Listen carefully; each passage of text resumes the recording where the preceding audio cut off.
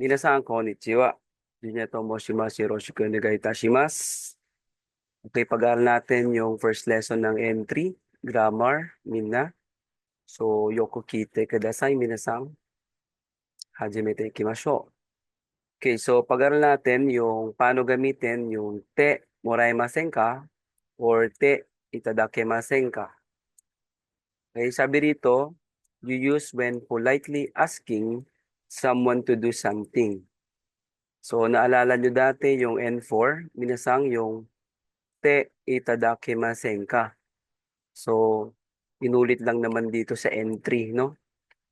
Okay, so example, could you lend me your pen for a moment, please? So, pen o kaste moraimasen ka? So, same lang naman dito yan sa te itadakimasen ka. Mas polite lang kasi si te itadakimasen ka kumpara kay te moraimasen ka. So, pen o kaste itadakimasen ka? Okay. So, gagawin nyo lang, ite-form nyo lang po yung verb. Then after nyong mate-form, ikakabit nyo na po yung moraimasen ka or yung itadakimasen ka. Okay, pangalawang example, could you write the kanji please? Kanji o kaite moraimasen ka? Or kanji o kaite itadakimasen ka? Ibig sabihin yan is would you or could you? Okay, so mas magalang po ito kumpara kay te. Moraimasen ka or te itadakimasen ka. Si te morainai deshou ka or te itadakenai deshou ka. More politer and softer than te moraimasen ka, minasan. So example, could you open the aircon please? Because it's hot. Atsui no de, kura or aircon o tsukete morainai deshou ka? Okay, kung gusto niyo naman na mas polite, ito sa baba, minasan. Atsui no de, o atsui desu kara, eiko no tsukete itadakenai deshou ka? Or politer than kumpara kay te itadakemasen ka. Could you teach me Nihongo please? Nihongo o shite moraenai deshou ka? Okay, then sa baba, Nihongo o shite itadakenai deshou ka? Put te form yung unang verb, then put itadakenai deshou ka. Una kasi niyan yung te kudasai. Papulite siya ng papulite eh. Umpisahan natin kay te kudasai. Tsukete kudasai. Yung gagawa ng kilos, yung listener. Tsukete moraimasen ka? Mas pagalang po siya ng pagalang. The next, tsukete itadakimasen ka? And then last, tsukete itadakinai deshou ka? Okay, so ang gagawa po niyan ay ang kausap mo, yung listener. Kung ikaw naman ang gagawa, kung ang speaker naman ang gagawa, so hindi siya moraimasen ka or te itadakimasen ka. Te mo ides ka yun. Okay, sa N5 po yun. Next natin, punta tayo kay Yoda or noun no Yoda is when describing the characteristic of the noun by likening to another noun or simile illustration. So, Mina, maraming gamit po kasi yung yo, no? So, dito, pang entry na tayo. So, example ng no Yoda, the park is like a sea. So, alam naman nating topic yung park kasi may is dyan. So, yung park is koen, koen wa, then kung ano yung kanyang parang or likening. Yung park daw parang si. So mauuna yung umi muna, after ni particle 1, mauuna yung umi, sunod yung like, yung noyoda. Okay, after the umi or noun, lagyan mo ng no, then sunod yoda. So koen wa, umi no yoda. Next, Santos is like a boss. Santos muna yung topic, sunod kung ano yung same niya or likening niya, shacho. Ayan, then put no yoda. Santoso sangwa, sacho no yoda. Okay, next, this wine tastes like a juice. So, kono wine wa, juice no yoda. Same lang ni Mitai siya. Nihonjin Mitai desu. So, ganun, no? Parang Nihonjin. More on Sinoyoda kasi is for ano siya, written. Ayan. Then, more on conversation, si Mitai. Pero although, ano naman, nagagamit naman na siya kahit sa kaiwa or conversation, sino Yoda. Okay, next. Okay, next natin is no Yona. plus noun. Kanina kasi Noyoda lang. Ngayon, Noyona plus noun. Kapag nagmo-modify ka naman ng noun. So, Mr. Kim is in the building like a ship. So, tandaan, yung like a ship, yan yung after the topic. So, Kim Sangwa, topic. Kim Samwa, topic. Then yung like a ship na yung susunod. Hune no Yona. Then, siya ay nasa loob ng building, no? Ayan. Fune no Yona, biro ni Imas. Bakit may na? Kasi nga yung biro, siya ay noun. That person is girl who like gay. Yung tao na yon na babae ay parang bading or parang bakla. So, topic, ano hitowa, then sunod yung kung saan sa likening dun sa gay.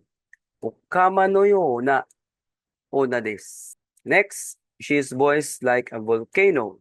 Kanojo, yung topic, then yung likening niya is volcano. So siya yung susunod after the topic. Kanojo wa kazang no yona. Ilalagay mo na yung no yona. Then followed by the minumodify mo. Yung sino ba yung dinidescribe mo rito? Yung kanyang voice. Kaya after ni yona, ilalagay mo yung koe, yung minumodify. Okay, koe des. Next, his hair is like a fabric.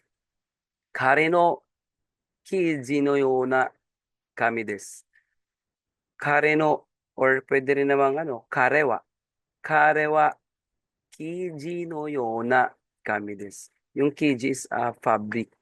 Then put no yona, then put kami, yung minomodify. Then des. Okay, no yoni naman. Kanina, no yoda or no yodes. Pangalawa, no yona plus noun. Then pangatlo, no yoni naman. So dito, particle ni, pwede mong ilagay yung after ng ni, pwede mong ilagay yung adjective or the verb. Ayan. Pwede mong ilagay yung adjective or the verbs. Then sometimes we put marode, yung it's like. Okay, so example, my forehead, topic yan, is like a shining sun. Okay, so boku no hitai wa, then put marode. Okay lang naman kahit di ko lagay. Pero pwede rin namang ilagay. So, marude, then, saan ba siya napaparehas? Dun sa sun. So, susunod yung tayo. Tayo no yoni, dahil meron tayong shining, yung akaroy. Ayun. So, tayo no yoni, akaroy des. Or pwedeng bright, no? Like a bright sun. Ayan. Tayo no yoni, akaroy des. You like a crying baby. Kimi wa, then kung saan sa likening sa baby daw. Ayan, kimi wa akachan no yoni naite imasu. Bakit particle ni, hindi particle na? Kasi nga, verb yung nasunod. Ayan, hindi naman noun. Kung noun man ang nasunod, dapat magiging na. Kaso verb eh. Kaya ni. Okay, the voice is like a dog's barking. Koe wa inu no yoni oiteimasu. So, inu, ito yung dog. Then, no yoni. Then, put verb hoiteimasu. Okay, next. Koto wa, koto ga, koto. Nominalize the verb, turn into pangalang diwa. Napag-aral natin to sa sa N4, no? Kaso doon, nilalagyan natin hindi koto. Particle no. Dati ganito yung N4. Basuketo boru suru no wa. Ganun dati, no? N4. Ito naman, koto na siya. Pag nilagyan mo ng koto, magiging noun na siya. Okay? So, kasi pag nilagyan natin ng koto ang verb, nag-change siya into noun. Kaya ito, pag na-change mo na into noun, pwede mo na siyang ngayon lagyan ng particle. Ayan. Kasi hindi naman pwedeng basuketo borosuru wa. Verb yon. Yung verb, hindi mo pwedeng lagyan ng particle yon. Pero si verb, once na ma-convert into noun, pwede mo na siyang lagyan ng kung anumang particle. So, basketball suru ko to wa. Dahil topic naman din siya, playing basketball, no? So, kenko ni is good for the health. Okay, I like eating vegetables. Okay, so yung kinakain niya, yung object is yasai o taberu. Then, paano siya maging noun? Pangalang diwa. So, lalagyan natin si taberu ng koto para madugtong natin yung like no, sa dulo. Yasai o taberu koto ga. Ayan, ski des. Dahil sa N5, yung ski, no? Yung heta, yung jozu, mga ga particle yun eh. Ayan. So, koto ga ski des. Okay, next. I'm studying to work in Japan. So, nihon de hataraku. So, paano siya maging noun? Lalagyan mo lang ng koto para malagyan mo siya ng another particle. Ayan. Particle o naman to. Nihon de hataraku koto o benkyou shite imasu. I'm studying to work in Japan. Okay, next natin. Noun 1, particle o. Susundan nyo lang yung pattern. May pattern naman eh. Then noun 2, toyu. Yan. Ibig sabihin, telling the name N2 of M1. Okay, example, we call the December 25 Christmas. Junigatsu 25 nichi, then put particle o, then Christmas to iimas. Ayan. Ibig sabihin, telling the name of N2 of N1. Ito yung name, no? Ito yung name, ito naman yung N1. Ito yung N1 na gusto mong pangalanan. Then, ito yung pangalan niya, N2. Ayan, to iimas. Okay? We call bowing head o jigi. So, atama o sageru koto. Ayan. So, atama o sageru koto o. Okay, so nilalagyan kasi, 'di ba, itong noun, noun kasi ito eh. Kaya pwede natin lagyan ng particle. Particle o. Itong atama o sageru is a verb. So, hindi mo siya pwedeng lagyan ng o, ng particle hanggat hindi siya nag-change into noun. So, atama o, paano siya mag-change into noun? Lalagyan mo ng koto. After malagyan ng koto, magiging noun na si sageru. Then, pwede mo na siyang lagyan ngayon ng particle. Ayan. Sinusundan lang natin to ha. Ito kasi yung noun 1. Noun 1, then put particle o, then noun 2.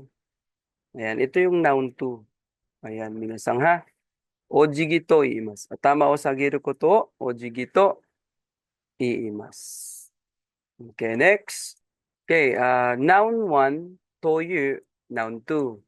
Yung noun 1 dito, minasang, is a person's name or other proper noun. Proper noun ha.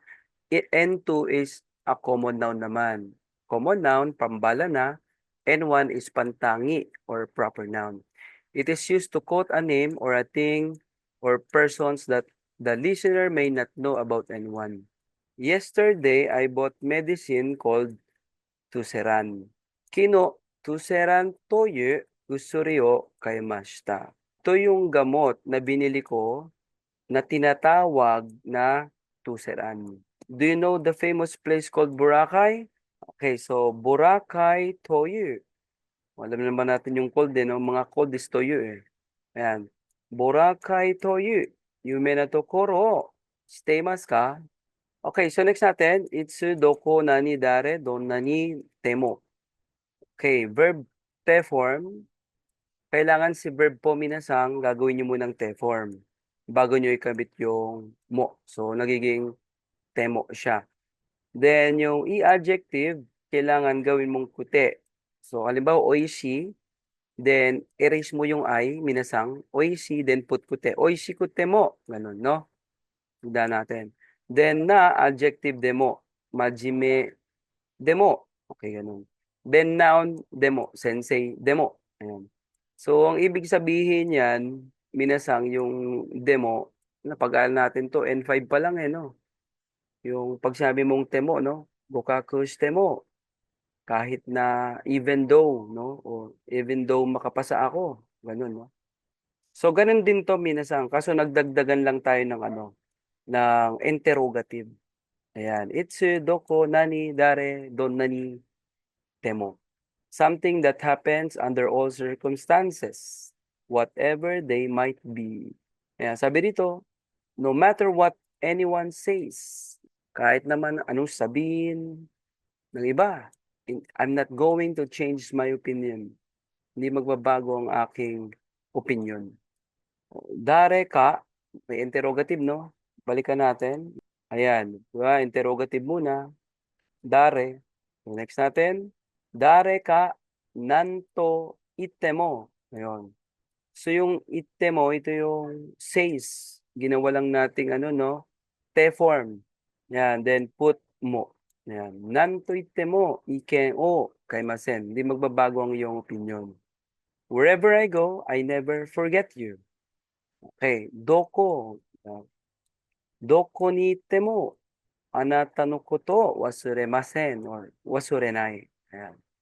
No matter anyone I ask, kahit kanino ko magtanong, dare ka kite mo, kotayo shirimasen. They don't know the answer. Kotayo shirimasen.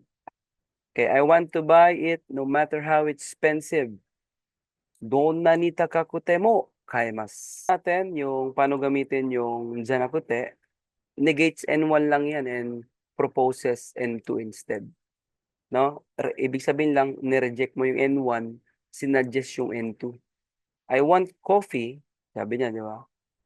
Instead of chocolate, parang ganun siya. So, chokoreto janakute, kohi ga suki. Diba? Sa noun lang yan noun kinakabit yan, yung janakute.